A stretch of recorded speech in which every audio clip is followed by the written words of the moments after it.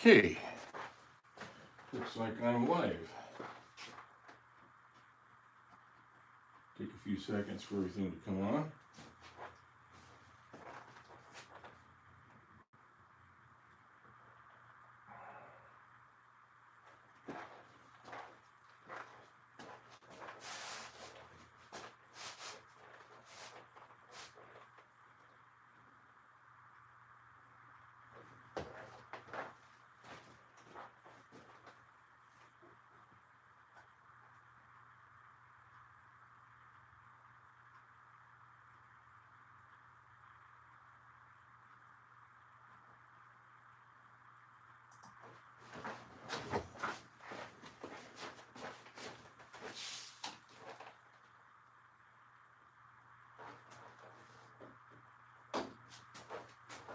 Good morning, those of you that are already in here.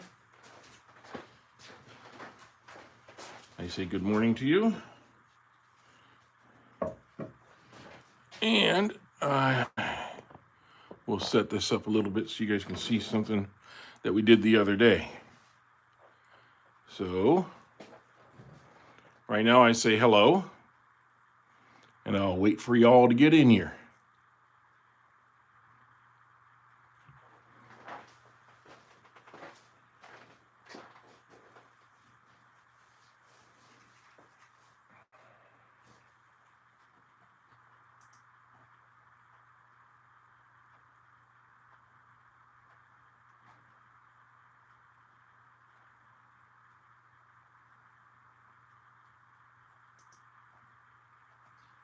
Okay.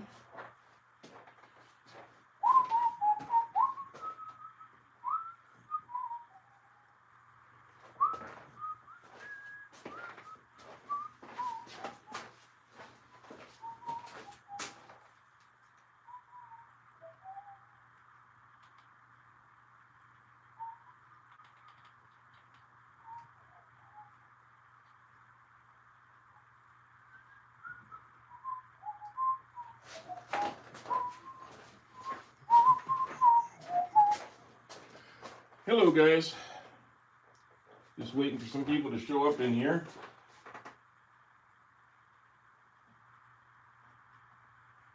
I'm gonna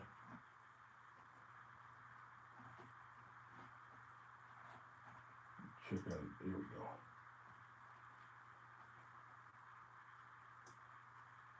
Here, now I can see, okay. Hey Robbie, welcome to the group. Check you out. I'll try and do that, okay? What do you put on your channel?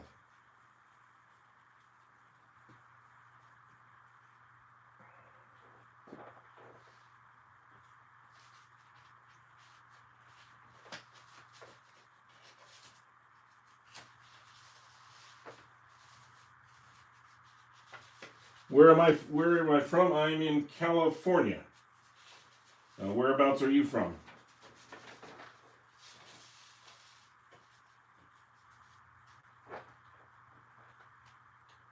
Hey Michael, good morning. We got Robbie Esther on here, and we're just asking he or she. I'm not sure if it's he or she, quite honestly. Oh, you're from Kenya. Wow. So we're reaching pretty far away. It must be, I would guess, late evening in your part of the world. Probably, what, 9 o'clock at night, something like that. Yeah, Thursday lives. Well, we're starting to get a few people in here. I see 29 are watching, and I'm not sure if there's been any activity on the like button yet, but I'd appreciate it. I thought first I would kind of show you guys. This is what we were doing on Tuesday, and I just wanted to show you how it came out. It still has a little bit of work to do because it is still slightly warping. I don't know if you can tell that in the picture or not, but you see this warping here going on. It's starting to do a little bit of that because this was a wet piece of wood, and I expected that. And that's kind of why I left it the way it was. I did sand it all out real smooth. I put a few coats of tung oil on it, and the bark looks gorgeous now. I did have to seal up a little bit of the with a little CA glue here on the corners because it was really loose, and now it seems to be holding much tighter. But we'll see. I mean, this is actually where the wood ends and the bark begins, right in here. So that could also do some warping, and we'll just see what it does. I just kind of want to do that as it was a fun little project. And then the other one that we did was the 2 candlesticks, which I did finish off. I've got them done. You can see I love that color in them. And you see that color right there. And they're almost a perfectly matched set. So this is pear. And that came out, that was just out of a leftover piece of wood that I had. And I thought, well, what the heck, let's make a couple of these out of it. So got a couple of, got a Christmas present there for somebody. And we'll have those, I'm starting to wrap up some of those pretty soon here. Time does fly, doesn't it? It's almost Thanksgiving and then Christmas. Yeah, it will be interesting to see how that curves over time. I think I have an idea of how it's going to bend, but we'll see. Later on, I think when we're turning here in a while, I might take you out to my wood pile, and we'll kind of talk about cutting up wood a little bit and see if that might be helpful to some people. You're starting on a single-ended fountain pen and single-ended rollerball kit. You know, I've got a friend who's really into fountain pens, and I was thinking of making one for him for Christmas. So I'd be interested to see how you found it to be. Let me kind of know, Mike. I appreciate that. I have to go check your post out. I haven't been there for a couple days. I was there yesterday or last night when Mike from the Whacking Shack took a chance at doing a 2-camera live. And what he did was he opened up a second YouTube channel to do that. And then he was able to use 2 cameras in partnership. I'm not sure how well, but it did pretty well as far as views go, which is good. But I'm not sure just how difficult that is to set up, because it seemed like it took him like 3 tries over 2 or 3 days to manage to get it done. So kind of curious as far as that goes. So this morning I have a piece of olive on here that I was going to turn, and I'm not going to save the bark on this one because it's just not worth saving, quite honestly. And so I will try to turn this into a beautiful bowl. It does have a little oblong shape here, so I've got to trim this. This part's going to be the first thing that gets knocked off. As it's spinning around, it's going to knock, knock, knock, knock, knock. And that's going to be a bit of a pain for a minute or two. So bear with me while I start to knock this down a bit. I think I'm going to use my hefty duty one here. See if I can use that. I don't want that much speed. I think we'll go right about there for now.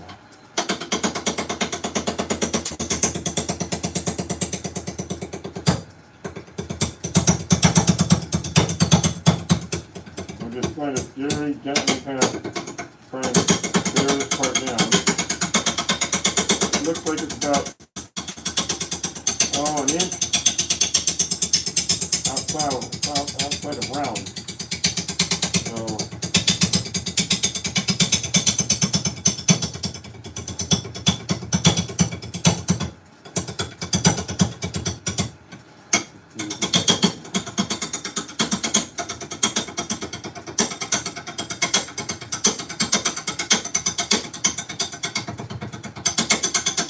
we're getting a lot closer now.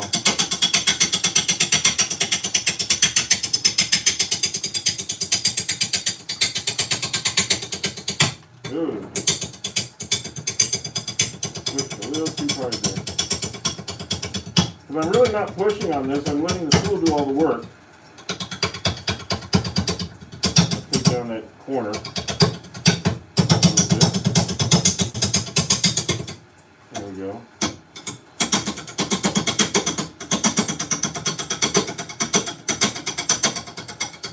And we're now pretty much into the round part.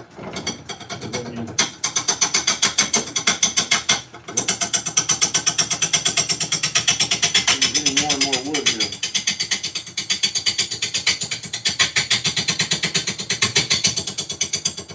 And I would point something out. You notice I am not standing in front of this. I am standing back here, and I'm going to readjust my rest now that it's a lot closer. But I'm not standing in front of it, I'm standing back here, so if it was to come off, which it won't because it's got a faceplate with 4 good screws in it, but if it was somehow going to come off, it would not fit me. I know that disappoints some of you that like to watch the car crashes. But from a safety standpoint, I like to show people the safe way to do things, not the daredevil way of doing things. And if I'm going to do something that's out of the ordinary, I will try and warn you first and say, don't do this. But I very rarely do that. Only in very rare circumstances.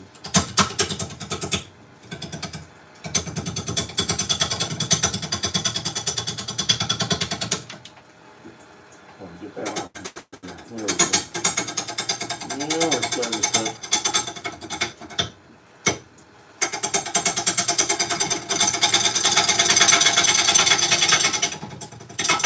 Okay. Didn't want to go too deep.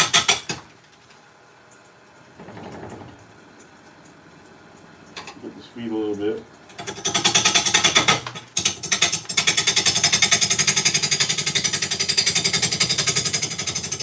Sounds like a Gatling gun.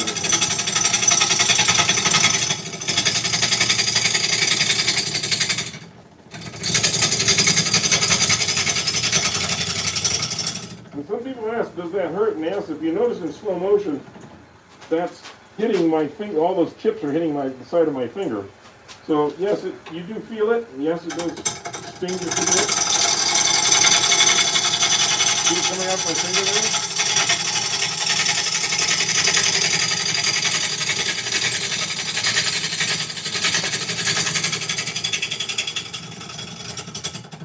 There. We should be pretty close to round at this point. We are just a little bit off, just a little bit right here, and we'll be at round. So that went pretty quickly. I can pull this in a little bit more. Okay.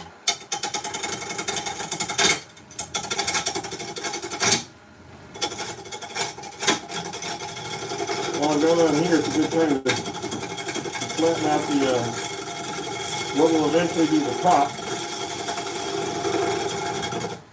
A lot easier to do now while it's attached like this.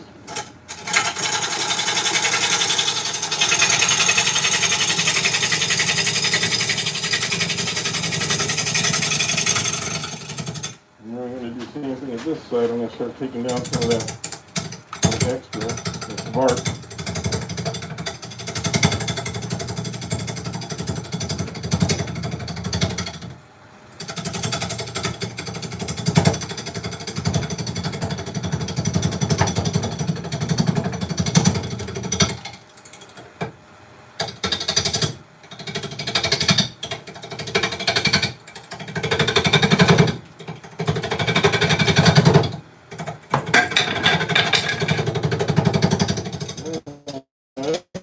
Scraper.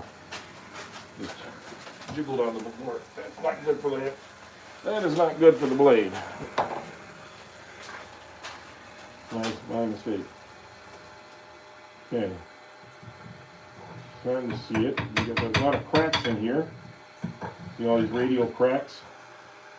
And we'll have to deal with some of that because I have a feeling they'll be on the inside as well.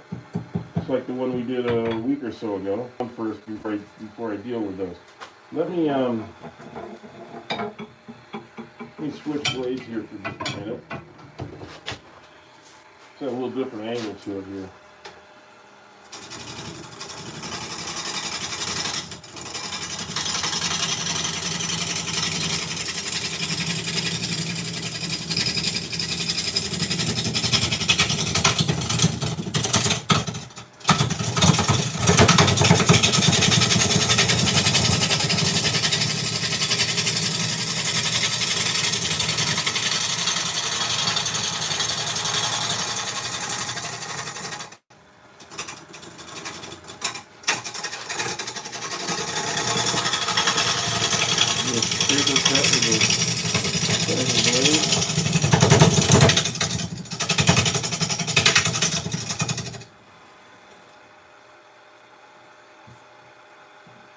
Still got this little high spot right here. So probably one more deep cut and I should be able to do it.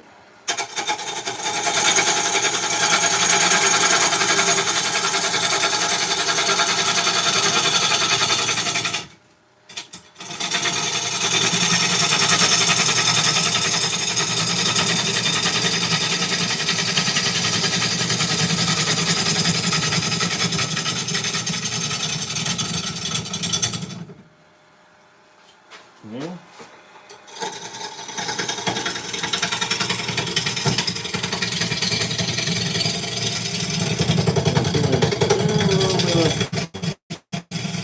Still just a little bit of roughness here. But it should be getting a lot better. Yeah.